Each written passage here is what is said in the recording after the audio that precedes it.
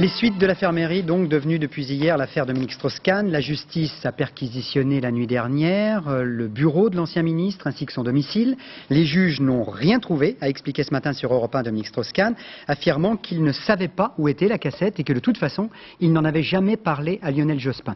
En revanche, dans le journal Le Monde, aujourd'hui, on affirme que 2 lettres de Jean-Claude Méry à Monsieur le Président ont été saisies hier dans une banque. Pascal Doucet-Bon, Régis Maté, Thierry Breton.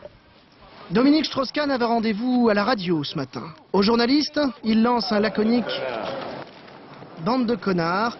La suite concerne la fameuse cassette qu'il dit ne pas avoir utilisée. Je comprends que les gens trouvent bizarre que parce qu'on me remet une cassette, je me précipite pas pour regarder ce qu'il peut y avoir de croustillant dedans. Ça oui, c'est ça qui est assez peu crédible. Hein, je le comprends. Sauf que les HM de Paris, ça m'a jamais intéressé. On en parlait beaucoup à l'époque. J'ai pas pensé que cette cassette était si importante que ça.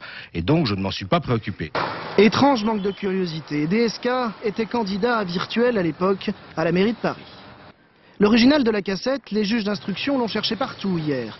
Jusqu'à minuit, dans son bureau du Conseil régional d'Île-de-France, l'ancien ministre a dû leur expliquer qu'il l'avait égaré. Il reconnaît pourtant avoir reçu les confessions vidéo de Jean-Claude Méry au printemps 99.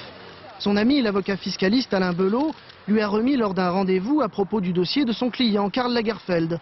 Le couturier devait beaucoup d'argent au fisc. Sa dette a été allégée. Y a-t-il le marchandage? DSK le nie farouchement. À son domicile, où les juges ont aussi perquisitionné, pas plus de cassettes.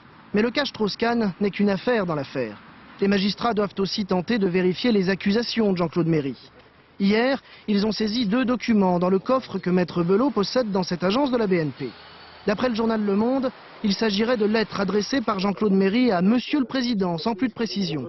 Il s'y plaindrait de ne pas avoir été suffisamment dédommagé pour son silence, un silence qu'il a désormais rompu à titre posthume.